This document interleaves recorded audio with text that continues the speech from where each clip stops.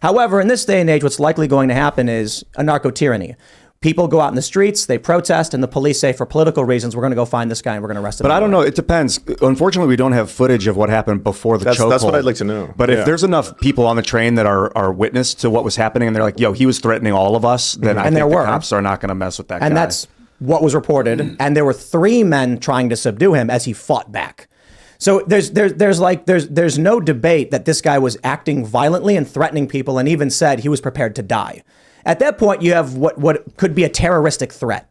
I think if a guy got on a train and screamed, "I'm going to cause harm to people," and then said he was willing to die, you'd probably want to stop him, because there's signs all over the subway saying, if you see something, say something.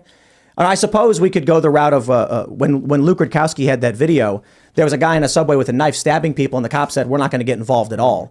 And then some guy had to try and intervene himself. It's funny, that guy's a hero. Yeah, that was, I think, oh yeah, here it is. Matt Walsh retweeted Alexandra Cortez's tweet from 6 hours ago and asking specifically, what are they supposed to do? What are people supposed to do in this situation? Are they just supposed to sit there? If someone's screaming, they're gonna hurt somebody. You just sit there and wait until they actually hurts the person, and then you respond. And I'm just curious, honest question. We have the story from the Daily Mail from October. 25 victims have been shoved in front of subway cars so far this year.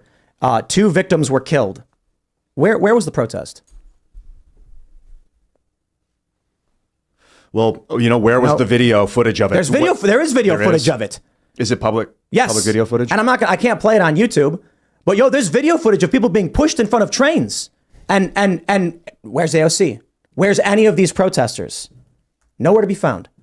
Anarcho-tyranny is that when the criminals do it, as explained in, Solzhenitsyn, the Gulag Archipelago, when a criminal does this act in the Soviet Union, that's just a criminal. That's what they do. But when you, the citizen, defend yourself, you knew better. But so you're blaming AOC for not bringing attention to this specifically? So as blaming. In or you're saying that she's hypocritical because she doesn't talk about the people being pushed in front of trains, but she's talking about this now? Is that what you're saying? I'm not saying hypocritical. No, I'm saying I have a question of why now? Why only when people are victimized and they defend themselves are we now upset about what happened on the subway? You keep saying victimized. We're talking about a poor homeless person who may have been having an episode and died in what ended up being the struggle. So why are the people who were subduing him victims? What makes them victims of this? He assaulted them. So you have that on camera, that he assaulted them first? According to all the news reports and the police and the witness statements. Can we see the footage? I want to see. I haven't seen that yet. I think we can show the choke out. Okay, so according to the news reports, the witnesses and the police, he went and threatened violence against people, which is assault. And right, but you're saying he specifically threatened violence against the people who subdued him. Do we have evidence of that? It's one thing for him to be in a train being like, I'm upset. You're not winning an argument here. I'm not trying to win an argument. You're being awfully pedantic. Awfully pedantic. Yes. Why would you use pedantic in this form? As in, I'm trying to get to the root of this problem. No. It's absurd to imply that if a guy walks up to a woman and says he's going to harm her, that another man can't protect her. Right. And so this is why I'm asking, did he say to the people who subdued him, I'm going to harm you? Yes, I'm going to hurt you. That's immaterial to a self-defense claim in proportionality. Okay. If this guy was threatening people, right? And then someone said, I'm going to stop you before you hurt someone. That is legal self-defense acting in the defense of others.